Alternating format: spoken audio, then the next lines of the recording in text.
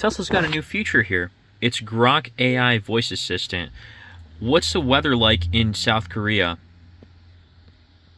I can tell you that South Korea's weather varies, but generally, you're looking at hot, humid summers and cold, dry winters. Pretty cool. Right now, you can also change it to different voices, as well as going into language tutor, therapist, storyteller, so on and so forth.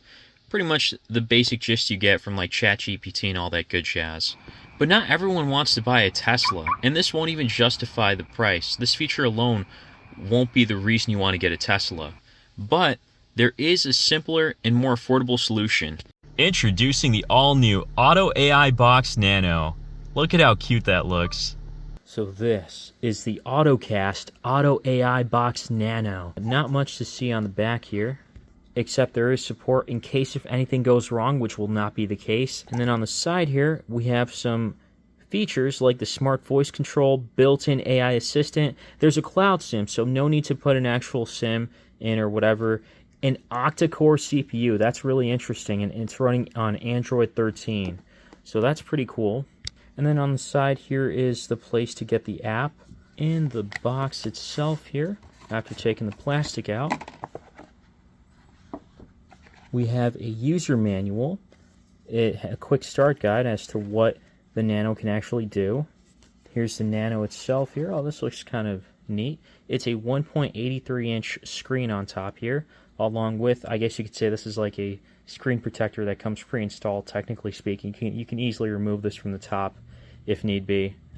On the bottom is the USB-C port. I feel like there's a speaker grill somewhere around here, but I could be wrong. On the side we have a button along with the microSD card slot, and there is a SIM tray. But again, there is eSIM.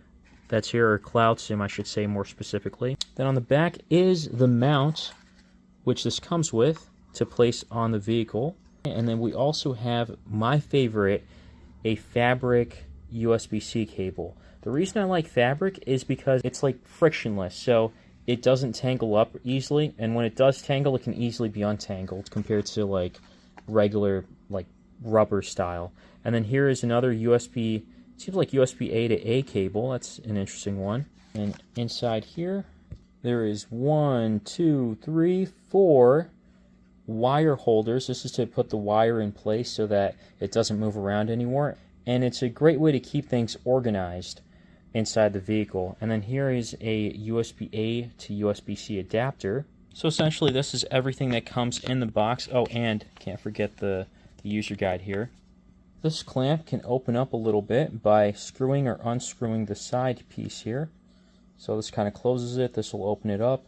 And then to put this inside, you actually have to unlock this by turning it counterclockwise and then placing the mount inside. You should hear a click like so, and then can close it, and voila, pretty much ready to go. And this seems like it can be adjusted a little bit. It's adjustable, it can be tilted a little bit up, down, left or right. This is super easy to install. First, just plug it in the USB-A port, then plug in the USB-C into the port here, and then finally you can use the latch back here to place it on the vent, and then just screw it in place, just like so. And voila, it's on there, ready to go. And it automatically kind of sets itself up here. I can just go through setting the language and everything. So I'm gonna do English, and look at everything that's on here. That's kind of nice. Afghanistan, that's funny.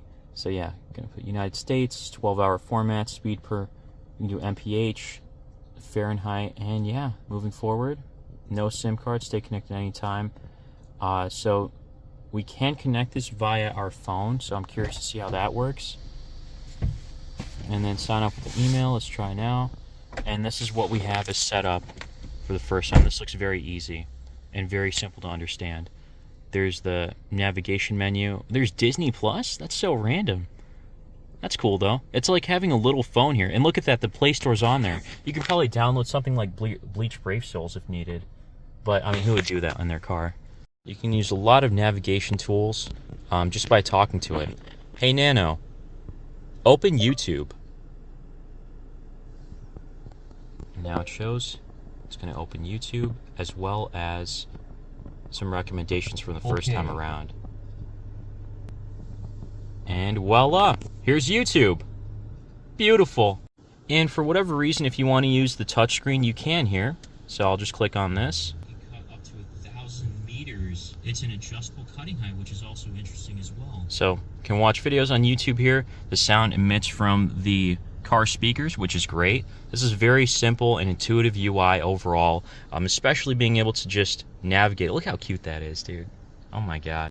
So this is kind of an Android device basically. So if we go down and see, it should be running Android 13 if we go to About Phone. So it shows the Android version as well as the resolution, which is 800 by 480 right here. And I'm sure this can probably be adjusted based on your screen display. This also gets system updates. So if I were to go here, there is a one-click update, and this is everything that needs to be updated, which is really cool in my opinion, that it can constantly get updates. And I'm not connected to the internet anyway. This is just using its 4G cloud internet, and I guess it came with it for now, which is amazing in my opinion. I would have used my phone as a hotspot otherwise. Uh-oh, it looks like we are low on gas here. Can you take me to the gas station? 20 matched results. Which one would you like to go to? Let's go to mobile. And it automatically picks that out. Look at how simple and easy this is. Just having a navigation tool like this. I think this does more than my Tesla in terms of navigation. So this is great, honestly. Found 20 matched results. Which one would you like to go to? So it kind of messed up there for a second, just because Parkway toward Glacier Parkway. It just messed up there because I was talking in the middle. But yeah, tried it again and it's still working just fine. So yeah, overall, everything I throw at this, it works well. The UI is very intuitive, very easy to understand. You can use this touchscreen if you need to. There's a few pre-downloaded apps, and funny enough, there is a Play Store right there if you want to download some more apps, sign in, do whatever you need to. So yeah, overall, I like this device. I think it's very useful, very intuitive. It's great for a lot of devices, or a lot of cars that are missing this feature.